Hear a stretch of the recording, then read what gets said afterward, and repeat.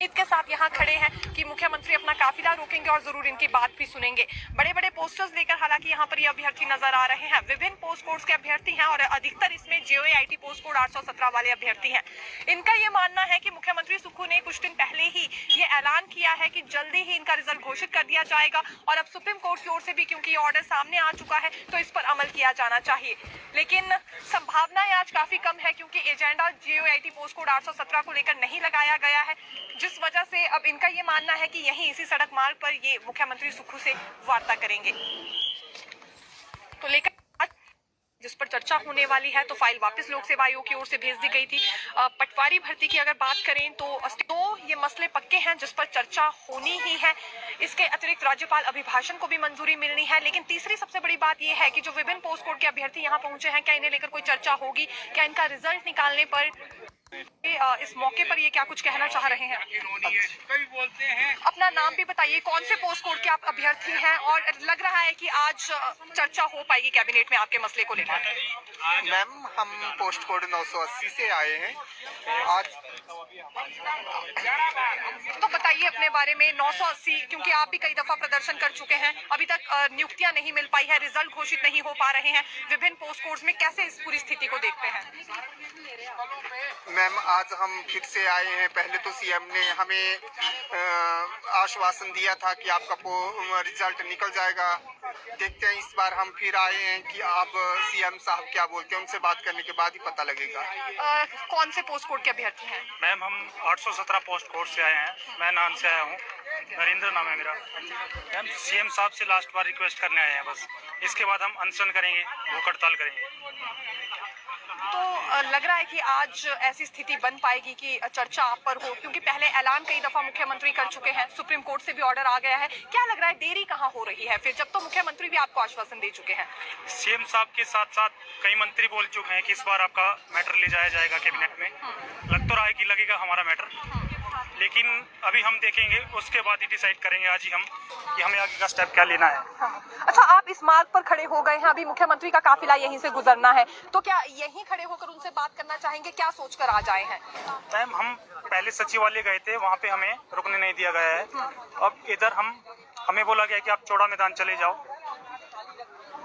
तो अभी आप चौड़ा मैदान जाएंगे? जी मैम, जाएंगे। तो फिलहाल अभी यहाँ क्यों खड़े हैं? क्या मुख्यमंत्री का इंतजार कर रहे हैं, ये बताइए ना।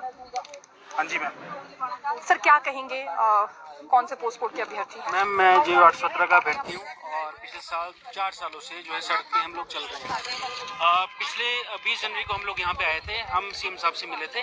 तो सीएम साहब ने ये बात कही कि कुछ मिनिस्टर नहीं मान रहे, कुछ मिनिस्टर की इसमें जो है रेजिस्टेंस है, कुछ रेजिस्टेंस मिनिस्टर दिखा रहे हैं। तो हम लोग उन मंत्रियों से भी मिले, हम सभी कैबिनेट मिनिस्टर से मिल चुके हैं। तो हम लोग उन लोगों से बात की, उन्होंने कहा कि ये सब जो है मैटर सीएम साहब खुद देख रहे हैं और अगर जब सीएम साहब चाहेंगे तो ये हो जाएगा।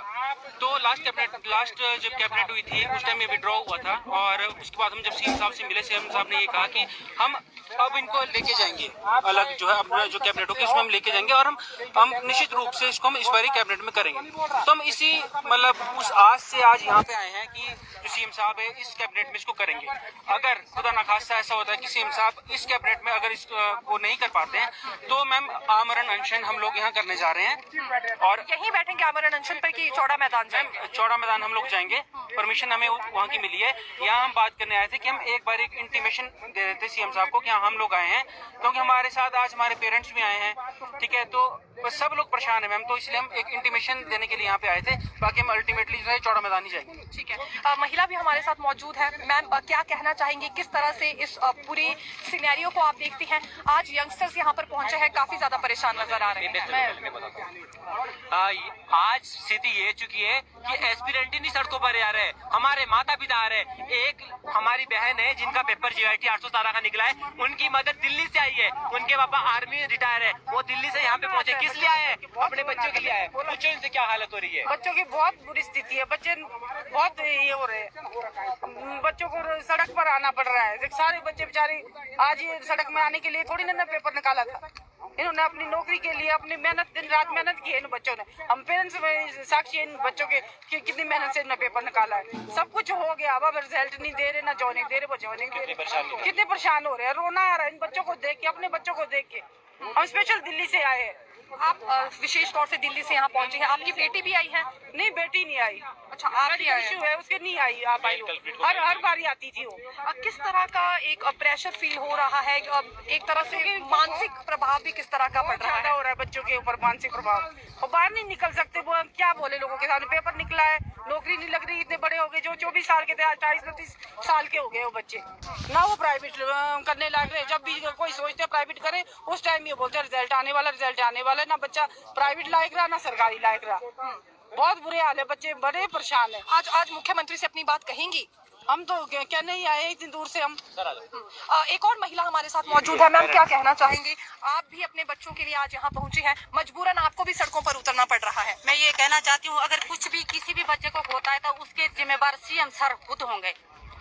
इतने सालों से हमारे बच्चे सड़कों पे फिर रहे हैं। जिन्होंने क्राइम किया वो तो आजाद होके घूम रहे, और जो मेहनत करके बेकसूर बच्चे वो सड़कों पे दर दर की ठोकरें खा रहे हैं। कोई ये क्राइम कर रहे हैं, ये कोई किस चीज की परमिशन ले रहे हैं? अपनी मेहनत की परमिशन ले रहे हैं ना, कि कोई क्राइम कर रहे हैं, कोई मर्डर करे, क्यों सीएम सर मना कर रहे हैं कि आगे को आगे टरका रहे हैं? और मंत्री लोग बच्चों को अकेले में बुलाते हैं अंदर, सामने क्यों नहीं बात करते? वो वोट लेने के लिए तो झुंड के झुंड हम गए, आते थे। उस समय राजीव गांधी की सरकार थी, उनने बिल्कुल मीठे मीठे बातें करके हमको लिट्टों के साथ लड़ने के लिए भेजा वहाँ पर श्रीलंका में, जाफरा में। हमारे कई आदमी शहीद हो गए यहाँ पर है। आज यही कांग्रेस की सरकार है जो हमारे इन बच्चों को, हमने पूरी कमाई अपनी बच्चों की अपनी पढ़ाई लिखाई में लगाई है ना। कारगिल लड़ा हमने 99 का है, और 87 में, 88 में, 1990 में अप्रैल में बीपी सिंह था उस टाइम प्रधानमंत्री है, जब तक कांग्रेस की सरकार थी यहाँ पर है। तब इन्होंने उस टाइम तो बिल्कुल जब काम लेना होता है हमारे को तो तब तो बड़ी बड़ी मीठी मीठी वो करते हैं। और आज यार हमारे बच्चों को जब हमने पूरी कमाई अपनी जो मेहनत की कमाई अपने बच्चों पे लगाई है,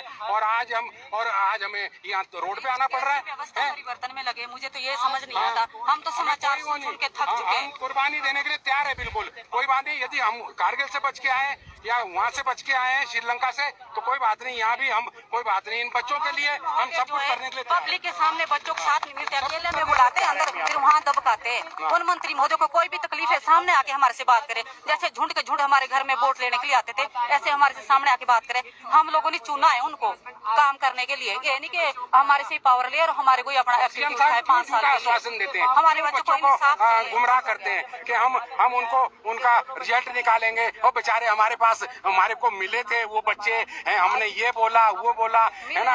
और फिर अब ये थोड़ी होता है कि अब ये बहुत गलत बात है, सीएम साहब की बहुत गलत बात है, ये बहुत गलत है। हम तो देखो हाथ जोड़ के ये निवेदन करना चाह रहे हैं सीएम साहब से, इन बच्चों की पुकार सुने और इनका बेड़ा पार करे है। इनको आगे इनको ज्वाइनिंग दे और रिजल्ट निकाले तुरंत, अभी 10 दिन के अंदर। आज भी अगर इस पर कोई चर्चा नहीं हो, बच्चों के साथ अभिभावक भी सड़कों पर उतर आए। अगला कदम हमारा रहेगा बिल्कुल, चाहे हम लोग यहीं डटे रहेंगे, और जो भी कानून के मुताबिक जो कार्रवाई होगी हम वो कार्रवाई करेंगे, क्यों फौजी आदमी हम कानून से बाहर नहीं जाना चाहते है ना। ना तो हमें कोई राजनीतिक है, ना हमें कोई भाषण करना जानते हैं, हमें तो सिर्फ बस ये है कि अपने हक की लड़ाई लड़ना हमें अच्छी तरह आता है। हम 4 साल में पहली बार 5वां साल लग चुका है इनको, 20 में नोटिफिकेशन निकला था, मतलब उनसे एक छोटा सा काम नहीं हो रहा है, बाकी तो सारे काम हो रहे हैं। फिर अधिकारी लोग किस चीज की तनख्वाह खा रहे हैं? हो जाएगा और जितने मंत्री अधिकारी कर क्या रहे हैं, किस बात की सैलरी ले रहे हो? अब मतलब गरीब लोगों को दबाने की सैलरी ले रहे हैं। फिर हम दिल्ली से स्पेशल आए हैं यहाँ पर। एक उनसे छोटा सा JYT का मामला सॉल्व नहीं हुआ, पूरा साल लगा दिया बहाने में। मजबूरी इनकी ये है कि जो इनके तलुए चाटते हैं ना, उनको अंदर डालना चाहते हैं, और जो मेहनत करके बच्चे जो है ये बाहर सड़कों पे रोना चाहते हैं। ये मजबूरी है उनकी। लेकिन वो 4 लोगों को ना समझे, 4 लोगों की फैमिली भी जोड़े, रिश्तेदार जोड़े, जान पहचान जोड़े, सभी लोगों को जोड़े। फिर देखना हमारी कितनी तादाद होगी। कांग्रेस का नामो निशान मिट जाएगा अगर हमारे बच्चों को इंसाफ नहीं मिला तो। अब